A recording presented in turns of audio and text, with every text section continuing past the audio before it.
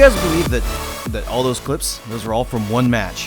One match. I have a love-hate relationship with this plane. This is the F9F-8 Cougar. Really a niche plane. I can't say I really like it. I gotta be honest. When it comes to one-on-one stuff like that, this plane is a lot of fun. It'll dick on meteors. It'll have fun with MiGs, as you're gonna see in this clip right here. Just about everything it has a lot of fun with, but the problem is it bleeds an incredible amount of speed. We're gonna go into that in a little bit. It has another fatal flaw. Before we get too deep in this, guys, I have an announcement to make. I told myself a while ago if I ever got a sponsorship, I wouldn't take the first one that came along. I'd take the one that I believed in, a company I believed in. And I'll tell you what, I was surprised to find when BenQ actually offered me a partnership. So proud to say that today we are partnered with BenQ. So here we are at the WhooptieDo studios. Big busy place, right? Anyways, face reveal. Sorry, forgot about that. You guys never seen me before. Anyways, guys, so the first product BenQ offered me, and this is really awesome. I did not expect this. This cool Screenbar reading lamp. Cool thing, right? Simple stuff. I never thought it'd be actually something that I'd really enjoy, but I am loving this thing, guys. You got to check it out. If you're a person that loves working at night, late nights, game and shit like that, it's really handy. Here at the WhooptieDo studios, this is the lamp in action. This thing's USB powered, space saving. It just sits around top of your computer, doesn't get in the way. Has an ambient light sensor if you want. It'll actually get dimmer in a darker room. Best of all, it doesn't glare on my screen at all. I really love this thing. It's been really handy. Go check them out, guys. The link's in the description. Thank you, BenQ, for sponsoring this video. Let's get back to the action. So I told you guys I had a love-hate relationship with this aircraft. Now, the reason being is because it is very maneuverable. It's fun to turn fight with, but it bleeds energy very much, almost like the Super Mysterio does. I think this thing actually does just a little bit better than the Super Mysterio though, because low speeds, still very maneuverable. Your roll rate is excellent throughout all speeds. And you see this MiG-17's making a pass on me. I have a decent enough roll that it's fairly easy to dodge him at slow speeds now. He does have a bit more power than me. No, quite a lot more power than me. So following him vertical, in most cases it's not the greatest move to do, because you'll see I'm running out of speed real quick, but this aircraft actually still maneuvers quite well when it's slow, and you'll see it as I start going into this fight. So I've got my landing flaps out. Not a good idea if I want to try and gain speed. So I get him back in, I drop my nose a little bit, get enough speed, pop him back out, and pull up against him. And this is, I mean, this is an old clip. My aim's really bad. It's always been bad with these things. I do believe these are stock cannons. This was a close to stock fight. But as you see, like, he's trying to stall fight me, and he honestly can't. I just barely outturn him, and he's dead. Not much he can do. That was a pretty fun fight. It was difficult. I pretty much never recommend going straight up for him, but if you've got a kind of an equal energy state, just be mindful. Don't completely stall the aircraft, because it will become a turd below 200 kilometers an hour. But the landing flaps kick out, and they do pretty well. So let's go into an actual gameplay now. 1.89 came out, and this aircraft got missiles. AIM-9B missiles. You can carry 4 of them. I'm going to tell you right now, guys, don't carry the missiles on this thing. It slows it down way too much. And in an aircraft like this, too, especially because it bleeds so much energy, you need some altitude. So I always climb a little bit at the beginning. Now, if you're carrying these missiles, the time it takes you to get to altitude is much greater. So don't take them. On top of that, the missiles, AIM-9Bs kind of suck. You're really not going to get kills with them. If you want to use them for a TU-4, that's the only need, but I would not fly out with them. First pass, we got another F9F coming at us. Take a couple shots, we get him, he is gone. So we bled off a little bit of speed in that climb and that attack. Now we're down to about 600 kilometers an hour, but thankfully we got 3,000 meters underneath us, so we can convert this altitude back into airspeed, get back up to speed, and try and maintain this energy advantage. You really need to maintain that energy advantage in this aircraft. Take a shot on Meteor, he's now crit, damage to the right aileron. It's going to slow him down a little bit, not going to be an actual critical hit for him. But you see, as we start getting up speed here, this aircraft's faster than the other F9Fs, but above 800 kilometers an hour, even though we're 1,000 kilometers an hour now. I have no elevator control anymore. Like, it compresses really bad at these speeds. So, taking that into account, I know I'm not going to really be able to actually fight anybody at these speeds. I still have a decent roll rate, but without an elevator, it's kind of worthless. So I'm going back up, converting it back into altitude, and then I'll come back down. 700 kilometers an hour is more than reasonable in this aircraft if you need to fight, but the problem is once you start fighting people at that speed, you're going to bleed even more airspeed, and you're going to find yourself in a world of hurt. Very, very similar to the Super Mystere in that aspect. So, make a pass on the A5, he kind of pulls under me. You get a little ballsy pulling that, and you're going to look right here, this kind of made my butthole pucker a little bit. It just compresses too much. It's hard to fight at these speeds where you know, normally you'd be safe. And I hate to admit it, but I've definitely pancaked into the ground a few times. This plane becomes a lawn dart if you're not careful and you don't make a shallow approach. You make a steep approach, you're never pulling out of it. I don't care how much you air brake, how much you shoot those guns to try and slow you down, you're not going to pull out of it. So, I just do pretty much what I do with every other jet. Just doing this kind of pendulum back and forth into the action.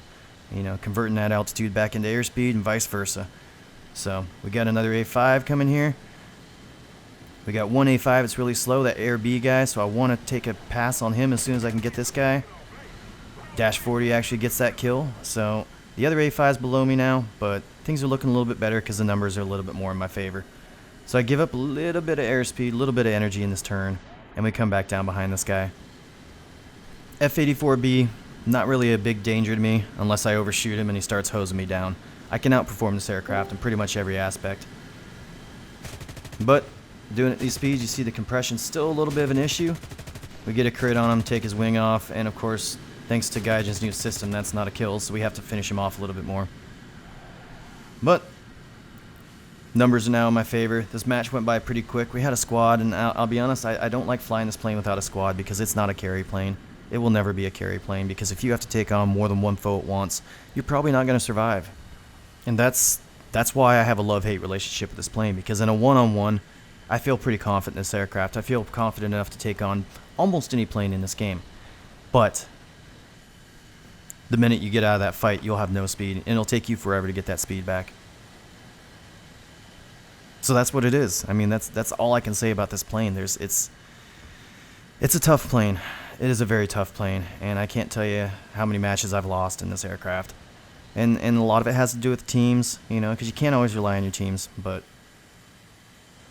it's just not a carry plane.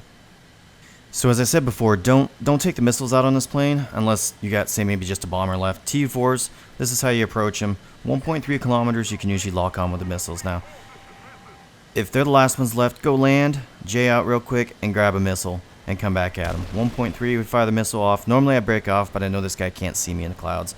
They're easy kills with the missiles. Obviously, they're not going to dodge an AIM-9. They're not going to dodge any missile. And because they put out enough heat, you can kill them. Only time you want to use those things. So I'm going to go through one more match. This is another 8-7-7-7 match. We got the Meteor coming off first. Pop a couple shots at him. We miss him. No biggie. I'm going to continue on, but I got this other Meteor above me, so I know I do not want to take on two Meteors at once. We're going to go ahead and drop the nose. I am faster than a Meteor in a straight line. As long as I drop my nose to the deck, get up to around 1,000 kilometers an hour. 1,030. This thing is actually way faster than a Meteor. They won't keep up. So if they keep following me, it's a waste of their time. So we drag it out a little bit. It's not my favorite gameplay. That's why I don't like this plane as much, but this is what you have to do if you want to survive. So as I'm dragging these guys out, I look behind them and I see another MiG-15 as well. Now, I know I can't outrun a MiG-15. That is going to be a big threat, especially if all three of them come. Thankfully, everything works out. The Meteors give up because they can't catch me.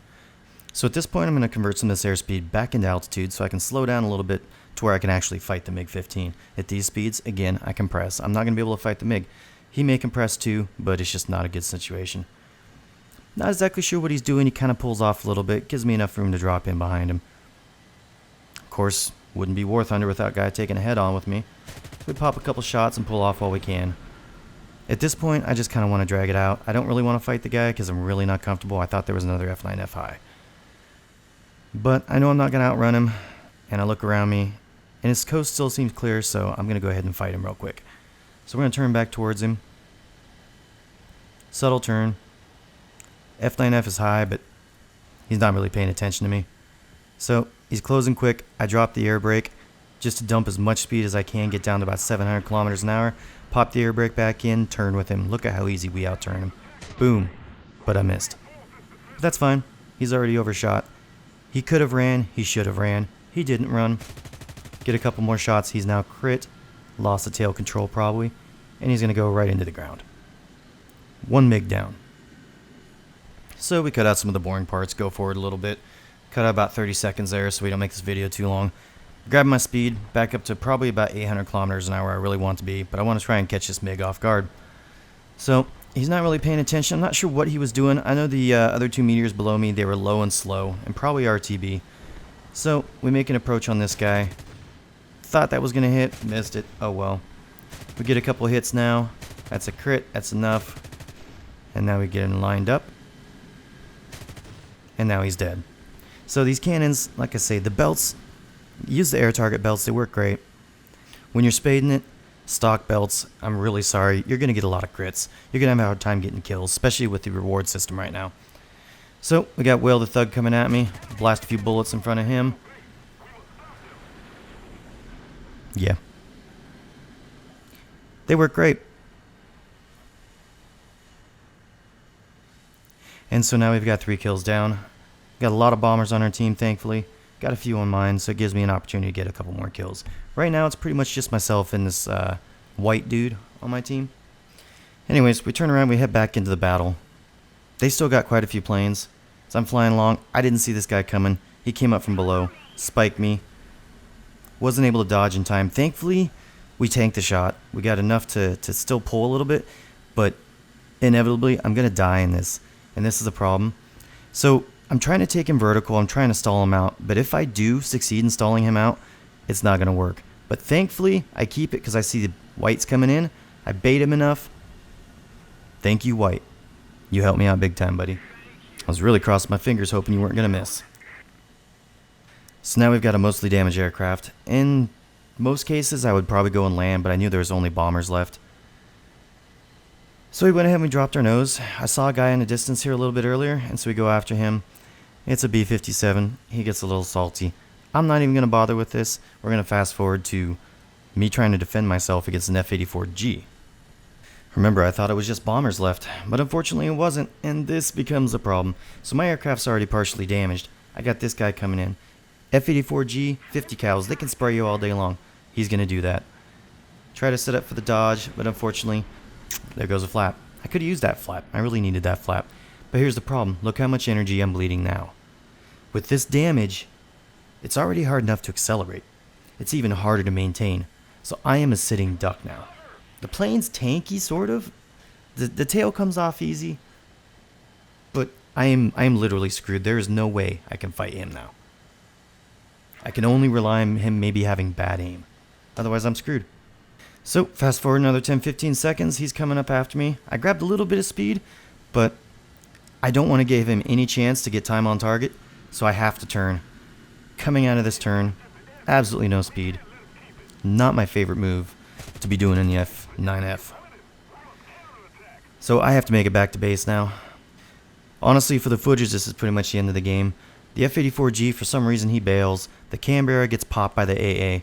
And I think there's one other Canberra. He gets shot down by white as well. So, not really much left to show you in this match, guys. I'm going to go ahead and bring it on to a clip from the previous match before this. Another F9F-5 has better energy retention. He caught me off guard. And luckily enough, I saw him soon enough that I was able to dodge the shot.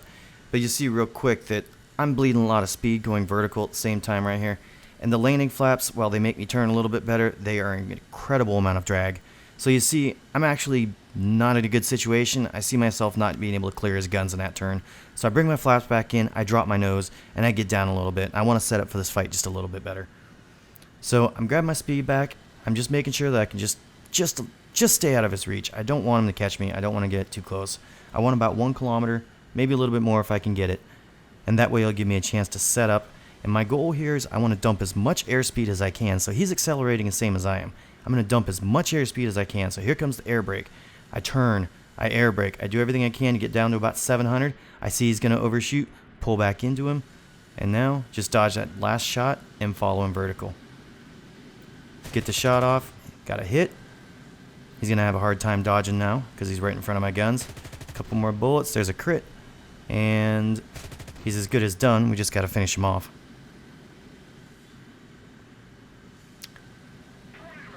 I thought he was going to crash into the ground, to be honest, but he pulled out of it. So, we'll put another bullet in him. Always double tap, guys. But that's really what it is. It comes down to just speed management is everything. Speed is life. Now, staying alive, having speed is great, but you can't fight with that speed. That's the problem with this plane. You dump the speed, you can turn really well. You can force overshoots because you dump that speed so much. That's what makes the plane fun. But recovering that airspeed is the problem. So, I hope you guys can learn something from that. Let me know if you have any questions. I'm not going to go too much deeper in the plane. This is a tutorial that I kind of waited for a long time on. But I'm going to go ahead and leave you guys a little bit of Canberra footage. This is the British 8.0 bomber. This thing is a lot of fun. No, I'm not going to do a tutorial on this aircraft. No. I don't want to break a good thing. But I'll give you guys a clip of the footage just because it's so much fun. Even against F100s, which I got myself up tiered in. It's kind of fun. You got so much ammo. Thanks for watching, guys. Be sure to check out my sponsor. And I think I'm going to go ahead and do it. You guys keep asking. I'm going to go ahead and do an FJ4 tutorial, I guess you could call it. I'm going to go ahead and fly that plane for a little bit. You guys keep asking me. We'll see you around, guys.